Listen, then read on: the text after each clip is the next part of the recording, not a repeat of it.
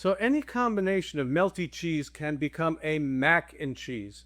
So here's one that was inspired by basically a club delivery that showed up. And the first step in any mac and cheese is you need to make a little bit of a roux to get it started. So what's a roux?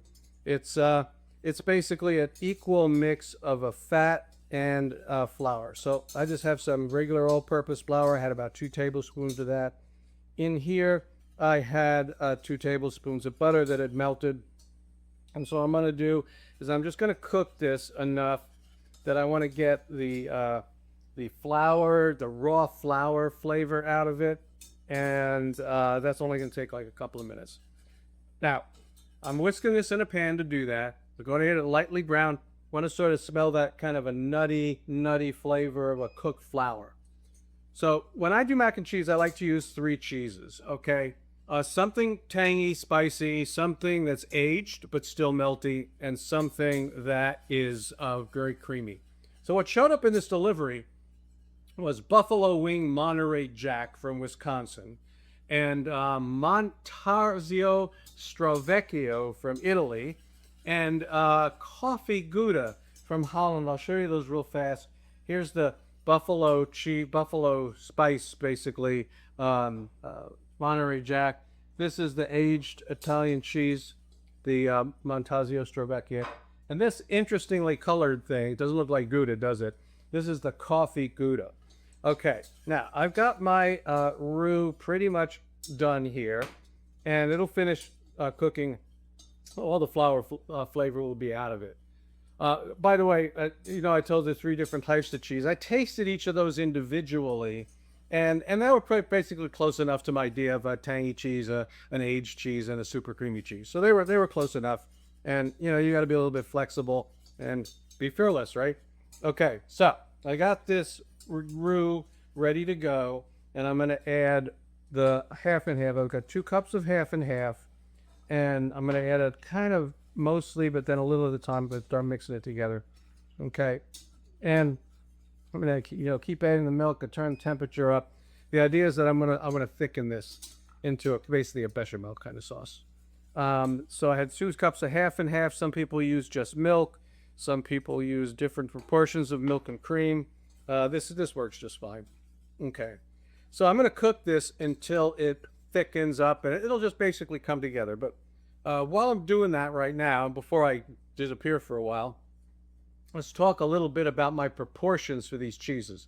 So I experimented a bit. I really didn't know the cheeses very well. Certainly not, they were very different. And so, as I said, I tasted each one individually. So that gave me a kind of idea of kind of where I wanted to start. And so what I did at that point is I shredded some of each, and I kind of made a very simple, quick, if you want to call it a sauce, you can call it a sauce. I didn't go through all these steps. I just put a little bit of milk in a pan, maybe like a third of a cup or something like that, in a pan. I heated it up, and I took it off the heat, and then I started mixing some of the cheeses in to see what they were. And I put a little bit of this, a little bit of that, and then I kept playing with it and tasting it. And then I said, I think I should add more of this or more of that. And I just kept playing with it until I liked the taste. So at the end, what did I come up with? For this particular thing, I came up with 3/4 of a cup of Monterey Jack, a half a cup of the Italian cheese, the Montasio, and a half a cup of Gouda. And that'll give me a good starting point, and I'm going to adjust from there. So if you just let me finish thickening this up, we'll come back, and then we'll add the cheese and keep this thing going. All right, so this is all thickened up now. You know that what they always talk about makes something thick. It sticks to the back of a spoon. So here's a nice spoon. All right, see? Perfect, nice and thick. Okay, so now it's time to add the cheese. Now you notice now that I have taken it off of the heat. That's important. If you leave it on the heat, it's too likely that you may bring this to a simmer or something. The cheese can get grainy.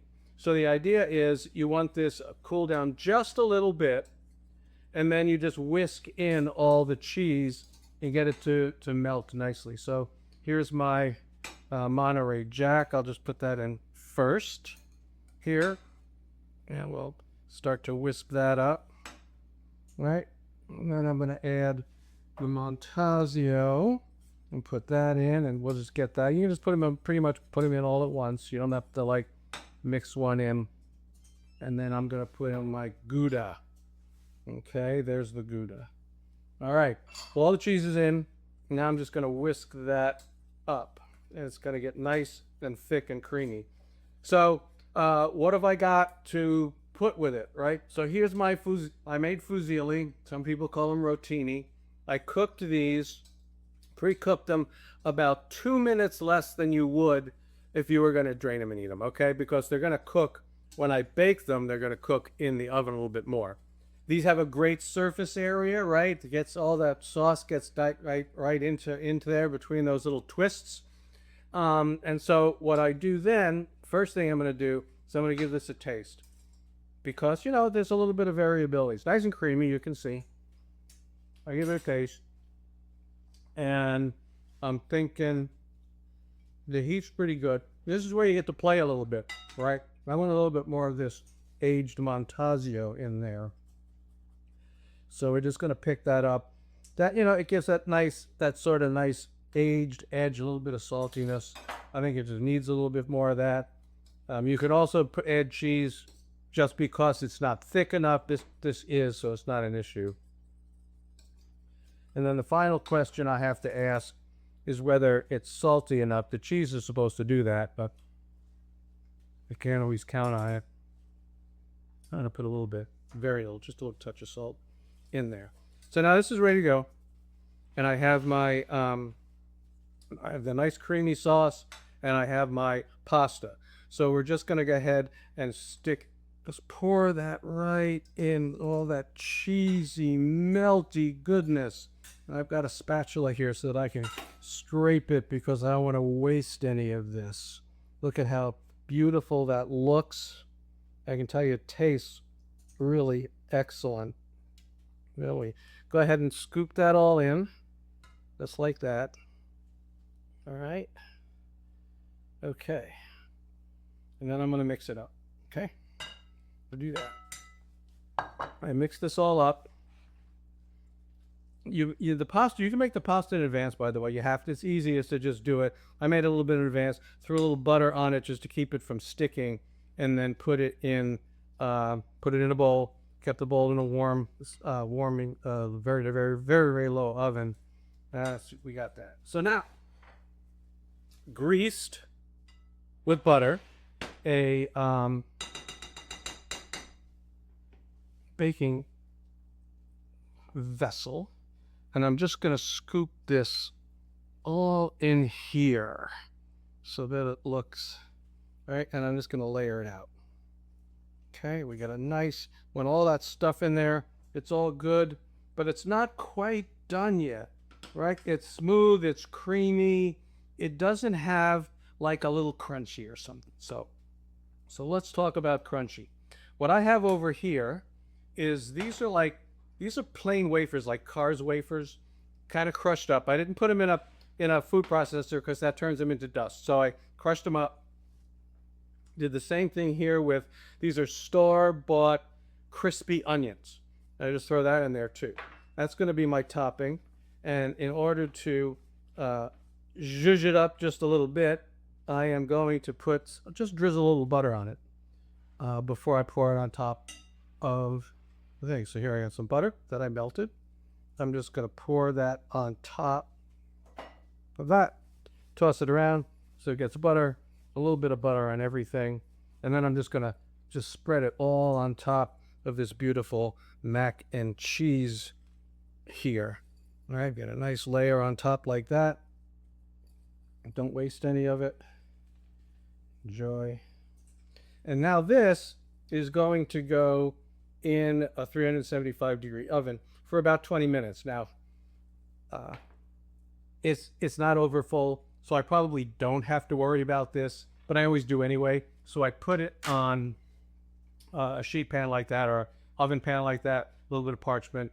And this way, if for some bizarre reason, maybe if it was full more, it'd be more of a problem. It wants to boil over, it boils over there and not all over the oven. So this is going to go in for about 20 minutes, and then we're going to come back and we're going to give it a taste. All right, so had to let it cool down a bit. So now it's possible to give it a try. Otherwise, you burn yourself on cheese. All right, here we got some. It's nice and thick. It thickened up real nice and it cooked the pasta, you can tell. Yeah. Oh. Wow, got the crunch. Crunch is nice on top. The sauce really clinged to the fusilli. Yeah, and that cheese combination is it's nice and salty and a little funky. Yeah, yeah. Right, you got the sort of buttery base, and you sort of nutty buttery base, tanginess from that. What is it? It was buffalo wing Monterey Jack, right? The buffalo wings. Had the savory depth from the Montasio, right? The aged cheese, you get that age effect. From that Gouda. That Gouda was aged too. Yeah, Gouda was aged a little bit, but it was the creamiest of the three. Oh, okay. Okay, so that's where you got that smoothness and the sweetness. That little hint of coffee, that was kind of interesting, the roasty thing. But the point being, 3 random cheeses that showed up in a delivery that had the basic characteristics that you'd want in 3 different types of cheeses to put, and you just make it work. Right? You just make it work. It's rich, it's cheesy. It's seriously, this is smackin' mac and cheese. We'll see you next time.